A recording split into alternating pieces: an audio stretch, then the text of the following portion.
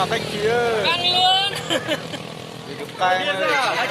Lấy chậm đi. Mất một miếng rồi. Ôi rồi. Ăn nướng thì phải miếng mới mà tí chứ. Giá cho căng. Hao đấy nào hao rồi. Quên mất mà hao rồi. Hao rồi, nướng mà hao đấy. Đồ sao căng rồi. Nướng nó bị hao đấy nhỉ. Chào cho chú. Vậy thế. Mà nó quyết định quay cay để.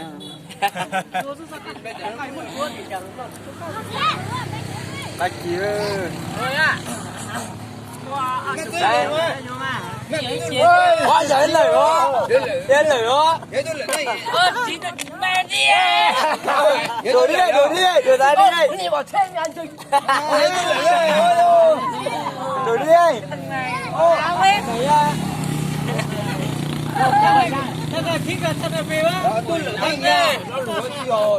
Đến này ông này bệnh Covid rồi. Mày có biết không? Tao có biết cho mày đi đây.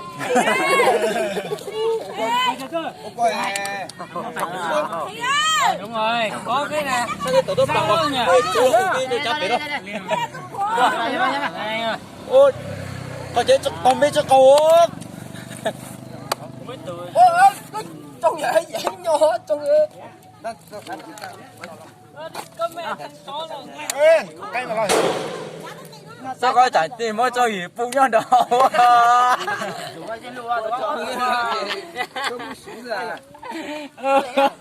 Đây có cái tổ mới đi trong này đấy. Không, rách. Vào đây. Không thằng nào được đụng tay vào. Riêng quả đấy ở đây anh em là hợp lý nhá. Thằng nào làm thì cho thằng đấy thôi. Mày ăn ít thôi chứ uống nghe đi. Buồn. Nhiều thế nhỉ? Uống. Cái gì lắm? Lạnh đi. Thằng này nó mày về đi ở đây làm gì? Không thì về. Đéo ai kia mày nữa đâu. Không thế ok. Nó thì đi Điện Biên cho nó về Điện Biên này. Mày đi về Điện Biên đi mẹ đi. Cho nó về mẹ đi Điện Biên này. Thằng nào muốn nhà sát vụ ra đây nhà sát vụ. Thôi tao vẫn như thế thôi, tao vẫn nhà sát vụ thôi. Anh nhặt cho. Thôi tao. Đi là ông Sú ấy. Đi là ông Sú ở nhà sát vụ. Đi anh nhặt cho. Đi mày nhặt cái này để anh nhặt cái này. Em nhặt cái này. Ôi có rồi, tôi đúng đây rồi. Đi nhà cho. Em nhặt cái này, anh nhặt cái này. Cứ đi là ông Sú ở đường nhà sát vụ ngay. Anh chặt bé bé thôi, không nhiều miếng. Giờ cho mới dặn Sú là diệt rồi. Anh đều giữ xin cậu á.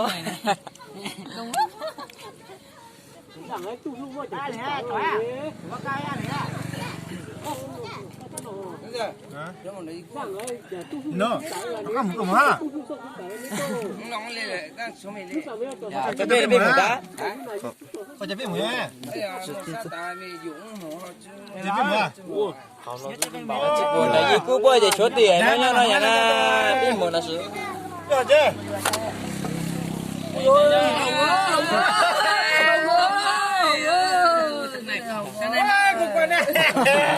Mày không ăn được. Mày tưởng Ăn đi. Ăn đi. Ăn đi. Tâm thanh mày ăn đi. Ăn đi. Tâm thanh mày ăn đi. Mày ơi, về đây mày. Mà cứ ra đàn thơ. Nói nhở đấy à? Tao ăn. Anh. Đằng sau đi nào. Rồi, chạy, nói coi. Yo. Đúng rồi. Mới tầm đây. Mới sao? Sâu cho nhớ một chia là cái thằng miếng rồi. Bây giờ giờ chẳng nhớ. Xây chung nữa. Bữa đó. Nó cho anh đơn giản. Ôi. Đấy nó từ nó chọc kiếu. Một tội là mình nó vàng. Từ đây để tôi chứ. Số một kia nha.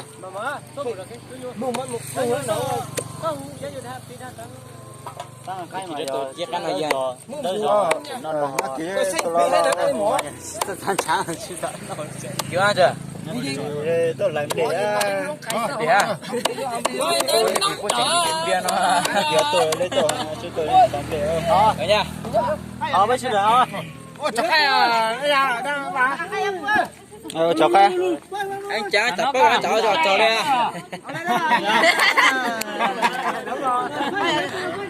Sắp tới rồi. Xem phim mới cho thôi thì đó là một xu luôn. Phải là vậy chịu Có là vậy bút tôi được không à? Cái không bắt bơi luôn. cái miệng Đồ luôn. Cái đồ luôn hả? Cái gì mà? anh Đó chứ. Con sao? Ôi lo. nó xanh tao đi khởi biểu chơi ra tôi cũng chẳng chơi hả còn một bát thằng tới đà tôi sợ Biết tổ sư này. Lấy ra.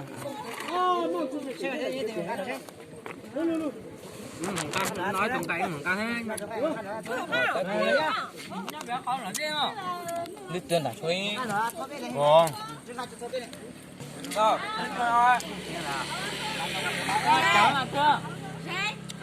Chú xá rong đó. Trong cái này ông nó đâu ở đây cái này không chấm được mà có tụi nó lâu rồi không mà từ lâu muốn nó thành bia anh ơi sắp đâu vào nhất cứ đúng mày mong eo nó má chỉ là nó chỉ nó lo nó sao cả cái tiền nó là gì cả cái này cho nó nhân trai ở nhà là nước chấm à con này nó dưới nó ta ta còn chứ à bẩn ngon nhỉ nó cái nó ngon này cô lấy piều Hả? Ngon này. đi hành đúng rồi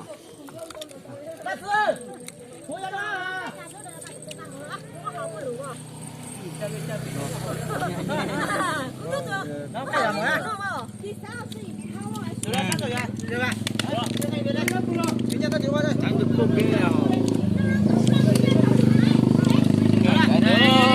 đổ nước phải chấm rồi em biết Ô, tao mới chơi vào. biết hả chấm cái nè bữa anh Chỉnh láng rồi. cái này gì để biết chẳng có bơ Rồi à, cứ rồi nó khi nào tôi cái nó toàn nó có biết là cái tàu nó nằm bên em đã có sao toàn nó có gì nha cái gì mỏ to nhưng mà chắc mới tầm một chai nữa. ôi sao tôi chụp nhỉ Thôi. Ok. mày hào cho nhá để mẹ ra ô nhiều khi chú Thằng không ốm thì cứ gọi là cho thằng rồi nha.